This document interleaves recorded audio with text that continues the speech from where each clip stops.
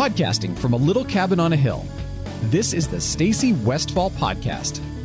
Stacy's goal is simple: to teach you to understand why horses do what they do, as well as the action steps for creating clear, confident communication with your horses. Hi, I'm Stacy Westfall, and I'm here to teach you how to understand, enjoy, and successfully train your own horses. Welcome to Season 3. In Season 1, I introduced you to my idea of the four-square model. The model has 4 sections, and if you want to quickly imagine it in your mind, just draw a plus sign in your mind and then imagine the rider's mind, the rider's body, the horse's mind, and the horse's body in each of those 4 quadrants. I use this illustration to help people understand the issues that they're having with their horses and to break them down into smaller pieces that they can take action on. I'll put an illustration of the four-square model into the show notes for this podcast, which you can find over at stacywestfall.com. In this season of the podcast, I'm focusing on the horse's mind. Today, I'm going to explain 2 things to you. First, I would like to explain that I think you might possibly be underestimating your horse. And secondly, I'm going to explain my idea of moving beyond the prey-predator model. Here's the question. Do you think you underestimate your horse's mental capabilities? I remember when I was a kid that people would use phrases around horses that definitely led to the idea that they were limited in their thinking. Whether they discussed the size of their brain being very small, whether they discussed, and just used phrases like stupid horse or dumb or any kind of limiting words like that. I distinctly remember as a kid being told that horses had a very limited level of intelligence. And when I look back, sometimes I think that Disney movies and horse books might have been really my bigger influence on challenging me to think a little bit bigger, or at least consider that the horses might be capable of more. When I think back, I think sometimes we underestimate horses basically because someone else told us that horses were limited. And we never stop to question whether or not that might have been a mistake on their part. Maybe the horses are capable of more than what we were originally told. I know that personally, the more I understand horses, the more I'm amazed at how much they can understand. I have so many examples, but I'm going to share with you my most recent memory of a horse revealing to me that it was smarter than I was, at least in that moment. So just last weekend, I had Willow at a traditional dressage show. I showed her for 3 days in a row, and on one of the comments, the judge had said, use more seat and less hand during the halt. And I remember reading that comment. I remember thinking, I definitely can do that. And I went in to show the next test the next day. And I came around, did all these other maneuvers, all these other movements. I'm freely mixing my terms, by the way, between maneuvers is what we would say in reining, movements is what it would be in dressage. And since I'm learning both of them, I'm mixing them as I go. Well, I was remembering all these different movements, and I came down the center line to do my final halt, and I thought, I'm going to use my seat and not my hands. And I came down through there with the contact on the reins even, and I shifted my seat, and Willow, from a trot, left little slide marks. Because what she remembered is something I forgot, and that would be that when we're going down through, I could stop her off from hands only, or I could stop her off from seat only.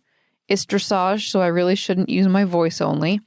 But what I didn't remember that Willow did was that once we take my hands out of the picture, which I already did, What she remembered that I didn't was that if I had kept my lower leg closed and shifted my seat, I would have come to a regular halt.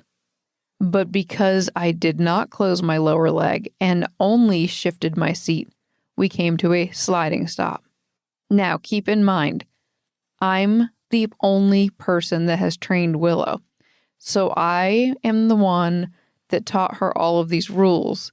And yet, when we went down the center line to this last thing, I didn't remember the rules that I wrote, but Willow did. I'm telling you, we underestimate these guys time and time again. Now, I think that one topic I want to make sure that I squeeze in here is don't confuse underestimating your horse with the idea of failing your horse. You know, we talked about failing your horse back in podcast number 8. If you're underestimating your horse, it's going to sound like something's being limited because your horse, oh, well, my horse can't handle that. Or, oh, my horse, he doesn't like that. It's going to sound like something is being limited by the horse versus what we discussed in podcast number 8, which is where it's almost the other extreme. You would actually kind of be beating yourself up. I should do more with my horse. So these are very similar, related, but completely different because of the aim. So I just want to make sure you understand that you could have one or both of these going on. I think that people underestimate, number one, because maybe somebody else, when you were learning, told you that the horses were limited somehow. Sometimes I wonder if people almost like to believe that the horses are a little bit limited because maybe that gives them more permission to take care of that horse, almost like a small child, because instead of giving that horse more responsibility, they keep it in this underdeveloped stage. And I'm not saying they're fully aware of this. I'm just saying I've considered this as a possibility. And then I sometimes wonder if sometimes people underestimate because if you wanted to step it up and learn more complex ideas, if you admitted your horse could, then it would actually require that you did. So there would be a hand-in-hand thing that would go on. So if you claim the horse as a limiting factor, it can almost seem like it would let you off the hook for learning some more complex ideas. Those are just a few thoughts to let float around in your head before I move on to this last one, which is, I think one spot where people have good intentions, but it might be getting people stuck, is the idea of prey versus predator. And the reason that I believe this could be a sticking point at some point for some people is not that it's not true. I believe that prey-predator is true, but I believe horses can move beyond the prey-predator model. And I'm not going to argue whether we're taking this into a scientific realm or not, because clearly I'm talking about the horse's mind. And what I mean by this is that if you can find one video out there on YouTube where you personally think a horse clearly moved beyond prey-predator, then it's possible. And then one of the reasons I think that it's a limiting thought is that although I keep it in mind when I have horses that are in a very highly reactive early state, part of my training that you've heard me talk about is moving these horses up through this educational system that takes them away from kindergarten and elementary school and up to high school. And the further up you go, the goal of mine as a trainer is to move them away from that highly reactive state of mind, which we could easily label prey-predator. Now, does that mean we totally move them completely away? No. But I'm telling you, as a human being, and I'm pretty sure that puts me in the predator of this part, if you take me into a haunted house, it is dangerous. Because if people jump out to scare me and I don't feel like I can get away, it's not pretty. I don't go there because I am going to have flight or fight, and I'm not going to think about it because it's going to be a reaction.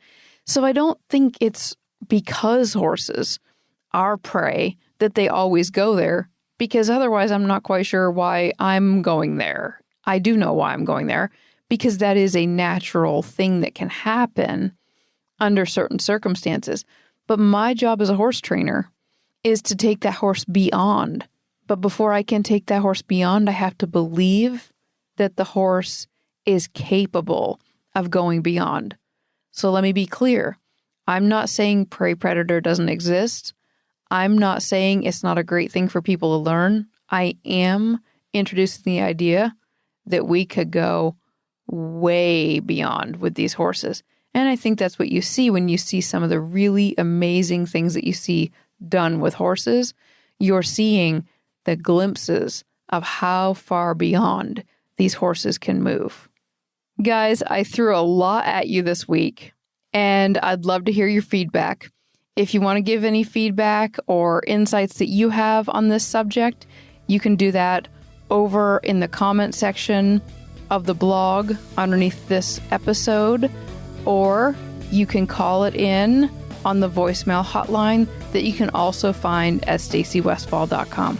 Thanks again for listening, and I'll talk to you again next week. If you enjoy listening to Stacy's podcast, please visit stacywestfall.com for articles, videos, and tips to help you and your horse succeed.